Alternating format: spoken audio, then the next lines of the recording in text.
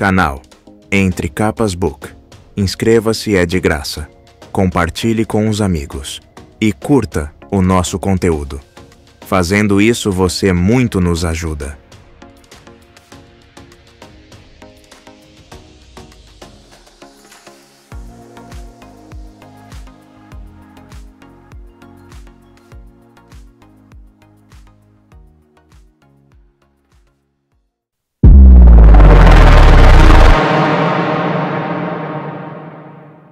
Capítulo 41. No chão, olhando para cima.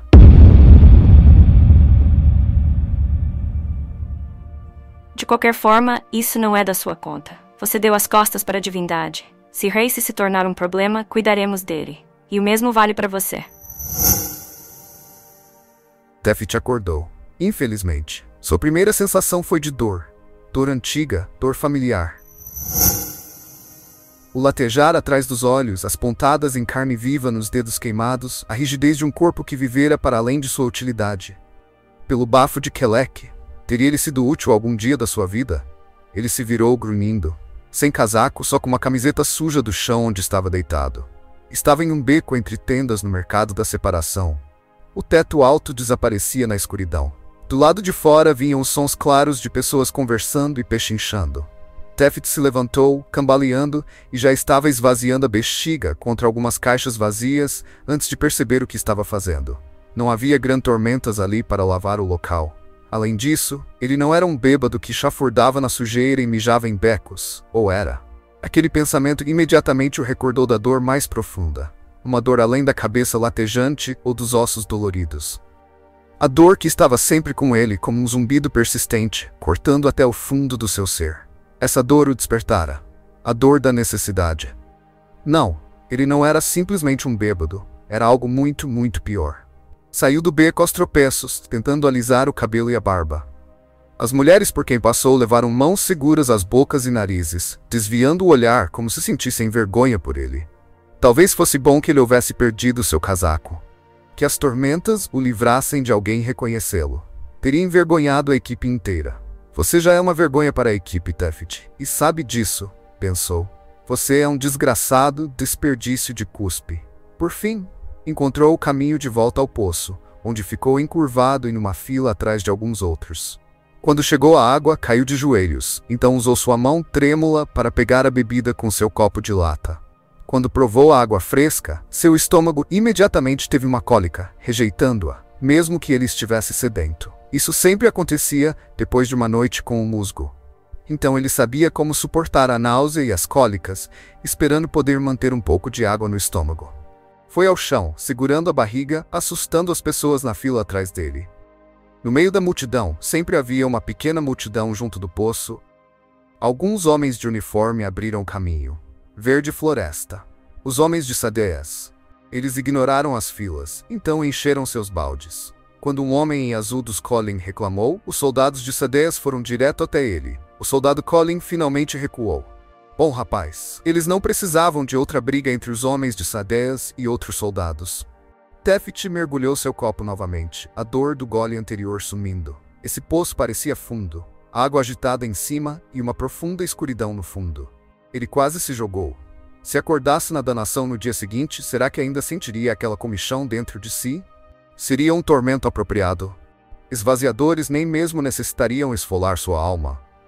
Tudo o que precisariam fazer seria dizer que ele nunca mais se sentiria saciado. E então poderiam ficar vendo Tefit se contorcer. Refletido nas águas do poço, um rosto apareceu sobre seu ombro. Uma mulher de pele branca e pálida, com um brilho tênue e um cabelo que flutuava ao redor da cabeça como nuvens. Vê se me deixa em paz, disse ele, batendo a mão na água. Vá. Vá encontrar alguém que se importe. Ele ficou de pé com as pernas trêmulas, finalmente saindo do caminho para que outra pessoa pudesse pegar seu lugar. Raios, que horas eram? Aquelas mulheres com baldes já estavam prontas a pegar água para o dia. As multidões bêbadas da noite haviam sido substituídas por pessoas empreendedoras e trabalhadoras. Ele passara a noite inteira fora de novo. Kelek, voltar para as casernas seria a coisa inteligente a fazer. Mas como poderia encará-los daquele jeito? Em vez disso, perambulou pelo mercado, de olhos baixos. Estou piorando, percebeu uma parte dele. No primeiro mês em que estivera a serviço de Dalinar, conseguira resistir bastante. Mas ele tinha dinheiro de novo, depois de tanto tempo como carregador de pontes. Ter dinheiro era perigoso. Ele se mantivera funcional, só musgando uma noite aqui, outra noite ali. Mas então Kaladin fora embora, e aquela torre onde tudo parecia tão errado. Aqueles monstros das trevas, incluindo um que parecia muito com Tefti. Ele havia precisado do musgo para lidar com aquilo. Quem não precisaria? Ele suspirou. Quando olhou para cima, descobriu aquele espreno diante dele. Tefti, sussurrou ela. Você fez juramentos. Juramentos idiotas, estúpidos, ditos quando ele esperava que ser um radiante removesse a ânsia. Deu as costas ao espreno e abriu caminho até uma tenda instalada entre duas tavernas. Aquelas tendas ficavam fechadas de manhã, mas aquele lugar, ele não tinha nome, nem precisava, estava aberto. Estava sempre aberto, como aqueles no acampamento de guerra de Dalinar, assim como aqueles no acampamento de guerra de Sadyas. Eram mais difíceis de encontrar em alguns lugares do que em outros, mas sempre existiam, sem nome, mas ainda conhecidos. O Erdaziano de ar durão sentado na entrada acenou para que ele entrasse. Estava escuro lá dentro, mas Tefti foi até uma mesa e se sentou, encolhido. Uma mulher em roupas apertadas e uma luva sem dedos trouxe-lhe uma pequena tigela de musgo de fogo. Eles não pediram pagamento. Todos sabiam que Tefti não teria esfera alguma naquela manhã, não depois do seu consumo da noite anterior. Mas eles garantiriam que uma hora ele pagasse. Tefti fitou a pequena tigela, se odiando, e ainda assim, o aroma fez com que seu anseio multiplicasse por 10. Ele deixou escapar um ganido, então agarrou o musgo de fogo e moeu entre o polegar e indicador. O musgo deixou escapar um pequeno fio de fumaça, e na luz fraca o centro do musgo brilhou como uma brasa. Doeu, claro. Ele havia gastado seus calos na noite anterior e agora esfregava o musgo com dedos em carne viva. Mas era uma dor aguda, presente. Um tipo bom de dor. Meramente física. Era um sinal de vida. Levou 1 minuto para ele sentir os efeitos. Suas dores foram eliminadas, e logo sua resolução foi fortalecida. Ele se recordava de quando o musgo de fogo lhe causava muito mais efeito. Ele se recordava da euforia, noites passadas em um atordoamento maravilhoso, onde tudo ao seu redor parecia fazer sentido. Agora ele precisava do musgo para se sentir normal. Como um homem escalando pedras úmidas, mal conseguia chegar até onde todo mundo estava antes de começar a deslizar de volta para baixo. Não era mais a euforia que ele desejava, era a mera capacidade de seguir em frente. O musgo levou seus fardos embora. As memórias daquela versão sombria de si mesmo. As memórias de denunciar sua família como hereges, embora eles estivessem certos no final. Ele era um miserável e um covarde, e não merecia usar o símbolo da Ponte 4. Praticamente já havia traído aquele espreno. Seria melhor que ela tivesse fugido. Por um instante, ele conseguiu dar tudo aquilo para o musgo de fogo. Infelizmente, havia algo quebrado dentro de Tefti. Muito tempo atrás, ele havia experimentado o musgo, estimulado por outros homens do seu esquadrão no exército de Sadeias. Eles conseguiam esfregar a erva e tirar algo de bom disso, como homens que mascavam casca de sucadeira para ficar acordados. Um pouco de musgo de fogo, um pouco de relaxamento, e então eles seguiam com suas vidas.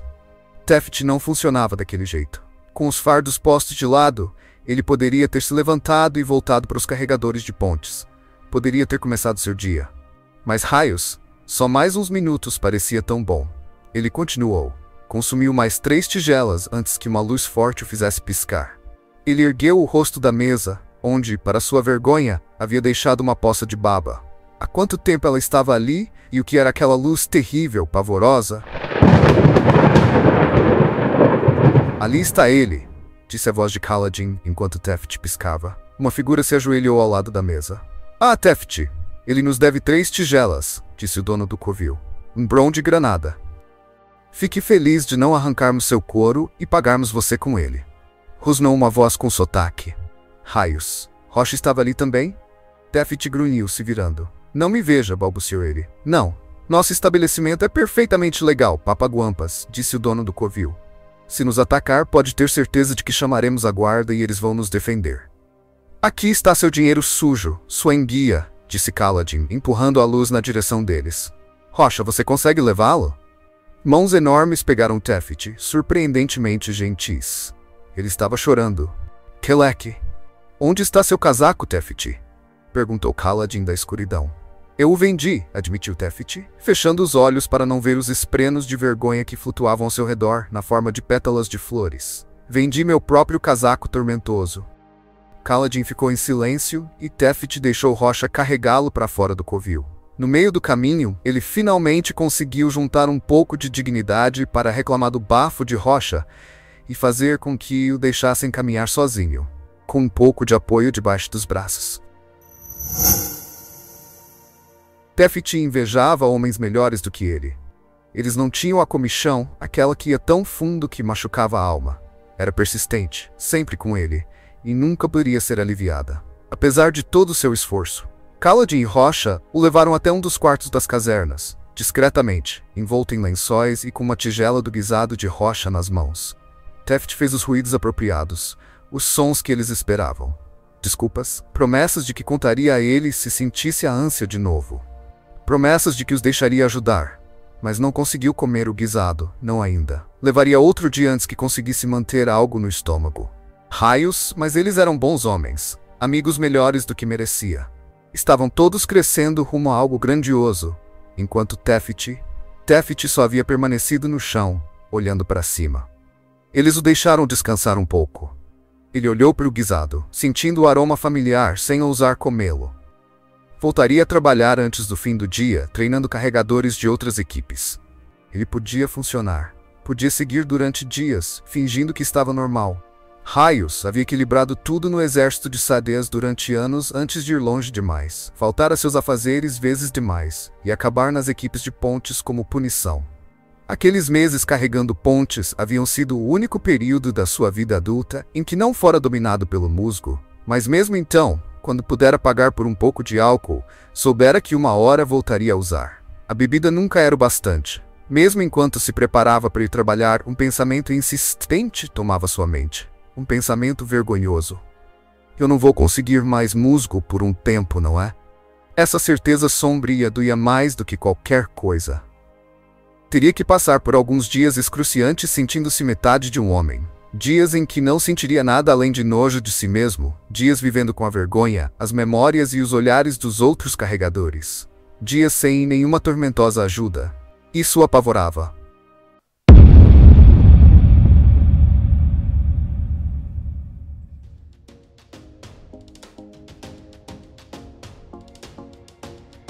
Canal Entre Capas Book. Inscreva-se, é de graça. Compartilhe com os amigos. E curta o nosso conteúdo. Fazendo isso, você muito nos ajuda.